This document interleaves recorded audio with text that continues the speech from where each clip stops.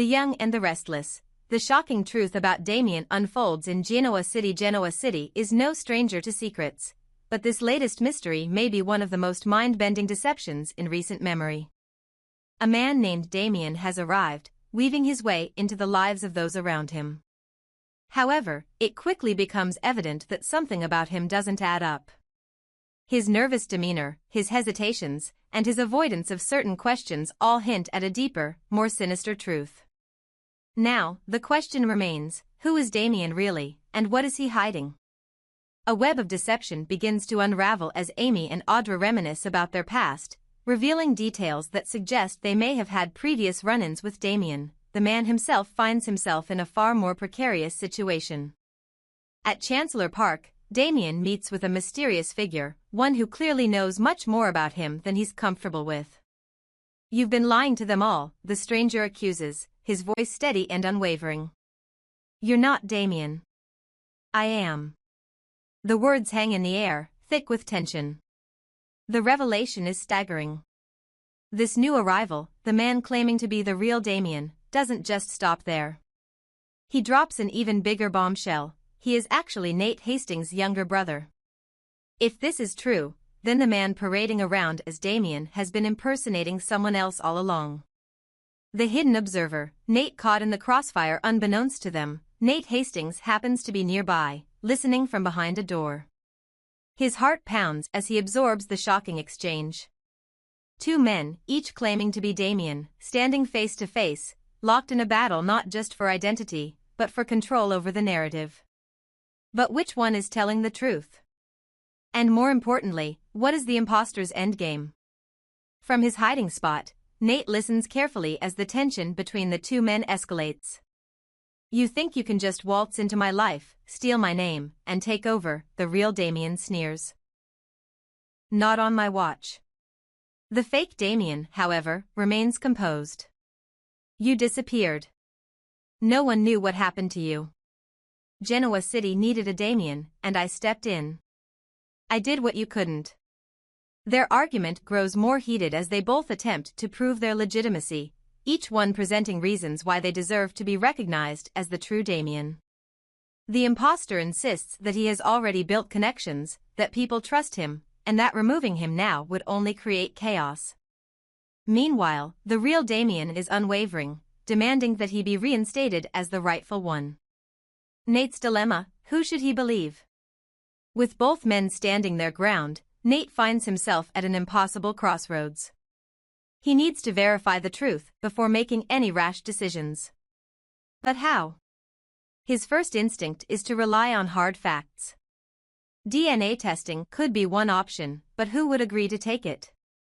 And what if the impostor has already found a way to manipulate the system? Another approach would be to dig into the past, find old records, childhood photos, anything that could confirm who Damian really is. But there's a more immediate concern: if this impostor has gone to such great lengths to steal another man's identity, what else is he willing to do to protect his secret? And what is his ultimate goal in Genoa City? A dangerous game begins. Nate isn't the only one asking questions. Amy and Audra, now reflecting on their history with Damian, start to sense that something isn't right. Could their past experiences hold the key to unraveling this mystery? Perhaps there's a forgotten detail, a memory that might expose the truth. Meanwhile, the battle between the two domains is far from over. The real Damian is determined to reclaim his identity, but the impostor isn't backing down. As the confrontation grows more intense, the stakes become higher than ever. Someone is going to win this war for identity, but at what cost? And more importantly, how will the rest of Genoa City react when the truth finally comes out? What happens next? The next few days in Genoa City will be critical. Nate has a choice to make, one that could change lives forever. Will he follow his instincts and expose the impostor? Or will he play it safe, gathering more evidence before making his move? With secrets, deception, and a brewing storm of revelations, one thing is for certain: this is just the beginning of one of the most shocking mysteries The Young and the Restless has ever seen. Stay tuned, because the truth is about to explode. Title: A fragile veil of secrets. Amy sat in the dimly lit study, her eyes fixed on the flickering glow of the antique lamp in the corner. Shadows danced on the walls, mirroring the turmoil stirring inside her heart. She knew the truth, she had known it for months, but she could not bring herself to speak it aloud. Confession meant risk, and risk meant losing everything she had spent so many years protecting. Yet the reality weighed heavily on her mind. There were two Damians in her life, and one of them was an impostor. Amy had once been a confident woman, self-assured and forthright. But time, tragedy, and the desperate need to preserve a particular truth had eroded her courage. Slowly, she had retreated into silence, letting the burden grow heavier day by day. Now, with Audra and Nate pressing for answers, she felt the last shreds of her resolve fraying. This secret, her secret, was unraveling, strand by strand. Amy's burden. Several years ago, Amy discovered something that changed her entire worldview. She stumbled upon documents and photos that pointed to a family her husband had never mentioned. The name Damian. Time passed, and her husband died before finding his child. Amy carried on, haunted by the possibility that one day, someone claiming to be Damian would appear at her doorstep. In her imagination, the real Damian had kind eyes and a gentle soul. He would be someone longing for familial warmth, eager to connect with a mother figure he never truly had.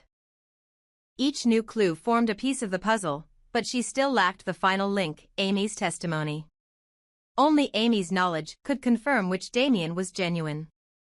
Nate, on the other hand, carried himself with a quiet intensity. While Audra investigated, he hovered near the edges of the household, observing subtle gestures and fleeting expressions.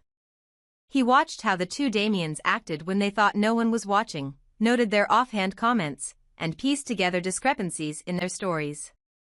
Nate was convinced that actions would speak louder than any birth certificate. Yet, no matter how thoroughly Audra and Nate probed, they always returned to the same conclusion: Amy must know. She must have recognized signs or possess hidden evidence to confirm her true stepson. However, she refused to speak. She had secrets of her own, secrets she guarded so fiercely that she risked standing by idly while a cunning pretender dismantled her family's legacy. In hushed discussions, Audra and Nate speculated about what those secrets could be. Did it involve shady financial dealings? Did Amy do something long ago that she feared might come to light if the truth about Damian were revealed? The impostor's fear. Meanwhile, the false Damian was increasingly anxious. If he were exposed, everything he had worked for would come crashing down. He had spun elaborate tales to ingratiate himself with Amy, weaving anecdotes about childhood struggles and heartfelt memories that belonged to someone else. Perhaps he had coerced a friend into forging documentation. Perhaps he had simply learned to read people's emotional vulnerabilities, adjusting his story to match Amy's hopes. Every day, he woke up with the suffocating fear that the ruse would fail. He was no longer certain if his desire was fueled by greed or by genuine yearning for connection. Somewhere along the way, he had begun to feel guilty about the tears he saw welling in Amy's eyes when she glanced at him. She looked at him with such hope, and he often caught a glimpse of heartbreak behind her tentative smiles. The guilt gnawed at him, but the lure of a stable life, an inheritance, and a chance to belong kept him entrenched in his deception. Nevertheless, signs of unraveling were everywhere. Audra's quiet investigations circled closer to the truth. Nate's conversations with neighbors, old friends, and even the household staff painted a clearer picture of who each Damian truly was. And above it all, Amy's faltering composure revealed that she was on the edge of a confession. With the looming threat of exposure, the impostor mulled over the possibility of running. If he vanished in the middle of the night, he might avoid legal repercussions. But then he would lose the very life he had infiltrated, the security he had come to crave, and the bond, albeit a fabricated one, he felt he was forging with Amy. In that sense, the decision to stay or go weighed heavily on him. Once, he convinced himself he would leave the moment the situation got too risky. Now he realized leaving might break his own heart as well. Nate's yearning for Nate, the search went beyond curiosity. Nate had spent half his life longing for siblings, for someone to confide in and share burdens with. The possibility of discovering a real younger brother ignited a powerful swirl of emotions in him. He pictured family dinners filled with lively laughter and the warmth of brotherly camaraderie. He daydreamed about the two of them swapping stories, supporting each other through the storms of life. So fierce was this longing that Nate often found himself on the verge of tears. If and when the real Damian finally emerged, would still carry its own heartbreak. How do you reconcile the pain of letting go of someone who was never real to begin with? Amy's moment of reckoning, the tipping point, came one stormy night, when thunder rattled the windows, and flashes of lightning lit the corridors of Amy's sprawling house. Audra and Nate had cornered her in the study, determined to get answers. The two Damians, uncertain of their fates, lingered in the hallway. The real Damian kept a low profile, quietly hoping his integrity would speak for itself, while the impostor hovered nervously, prepared to flee at any sign of danger. Amy sank into her armchair, hands gripping the sides until her knuckles turned white. She knew she could hide no longer. Memories and regrets weighed on her conscience like an anchor. She glanced at each face, at Audra's searching gaze, at Nate's earnest eyes welling with emotions, and at the two men claiming to be her stepson. Silence stretched. Finally, she began to speak. Her voice trembled at first, but with every word, she seemed to regain a measure of composure. She revealed that her late husband's desk had a secret compartment, one containing a birth certificate and letters that told the story of the real Damian. She had seen them. She knew who he was from the outset. The reason for her silence was more complicated than the fear of confrontation, more tangled than any of them could have guessed. A promise, she whispered, to protect something, someone. And if I revealed who the real Damian was, that promise might be broken. I feared you all would judge me for the choices I've made. Across the room, Nate listened intently, tears beginning to slip down his cheeks. Audra held her breath, quietly urging Amy on. The impostor Damian clenched his fists so tightly that his nails dug into his palms. If she revealed the truth, he would be finished. The real Damian, meanwhile, was torn between relief and anger. Relief that he would finally be recognized, and anger at the months of uncertainty he had been forced to endure. Cracks in the veil. Amy inhaled deeply. I was trying to honor my husband's memory, she explained. I didn't want any part of his legacy to be overshadowed by mistakes from the past. But now I see how unfair that was to both of you, she gestured weakly to the two Damians. I knew from the start that one of you wasn't who he claimed to be, and yet I said nothing. I was afraid. Her voice broke, and in the hush that followed, the thunder outside seemed to echo with finality. Nate's tears fell freely as he imagined his real younger brother standing before him. Audra felt compassion blossom in her chest, alongside the relief of finally approaching a resolution. The impostor Damian's face grew pallid, the weight of impending condemnation pressing heavily upon him. Yet it was the real Damian's reaction that stole the moment. He simply bowed his head, a single tear glistening at the corner of his eye, as if a lifetime of yearning had culminated in this moment of both sorrow and victory. I'm so sorry, Amy breathed, addressing them all. I thought I was protecting everyone, but I was only making things worse. The path forward in the days that followed, the storm's wrath subsided, leaving a sense of fragile peace in its wake. The truth, once concealed, now stood in the open like a raw wound needing time to heal. Audra, always the practical one, took charge of verifying the official documents so there would be no lingering doubts. She and Nate counseled Amy, encouraging her to make amends and help the real Damian adjust to his rightful place in the family. The impostor, cornered and exposed, faced a choice. He could atone for his deception and leave peacefully, or he could run away in the dead of night and vanish without a word. The days ticked by, tension rising, but in the end, he chose to flee. Disappearing under the cover of darkness, he left behind a short note that read, I wanted a family more than anything. I'm sorry I lied. No one knew his real name. No one knew where he ended up.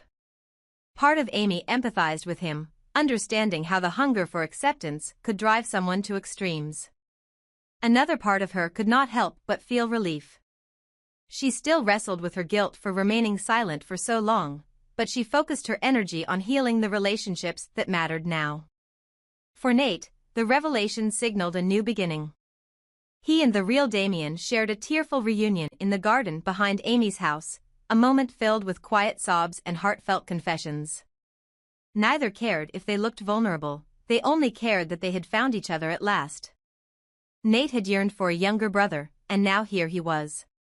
The sense of completeness, though bittersweet after all the pain, was more than he ever expected. Audra watched them from the threshold, a soft smile curving her lips. This was the conclusion she and Nate had fought so hard for, the clarity needed to love and protect the people who genuinely belonged in their circle. The path ahead would not be simple, old wounds had to heal, trust had to be rebuilt, and the ghosts of the impostor's lies would linger in their memories. Still, it was a beginning, and beginnings were always ripe with hope. As for Amy, each sunrise brought a renewed sense of purpose. She vowed never again to let fear prevent her from doing what was right. Over morning coffee, she would talk to Damian about her late husband, sharing anecdotes and family traditions. Slowly, she began to trust that the bond forming between them was real. Day by day, they became more like mother and son than strangers tossed together by circumstance. Beyond the walls of the house, life went on, new rumors took flight, old ones faded. But the family, Amy, Damian, Nate, Audra, found strength in the bonds that had emerged from the turmoil. They had tested their ties under the strain of deception, confession, and heartbreak, and discovered they were resilient enough to endure. In the end, though one Damian vanished like a phantom in the night, the truth finally stood triumphant. Healing had begun, and with it came the subtle promise that genuine love and care could blossom where secrets and lies once flourished. And Nate, his eyes still brimming with tears of gratitude, would never forget the day he found the brother he had always dreamed of.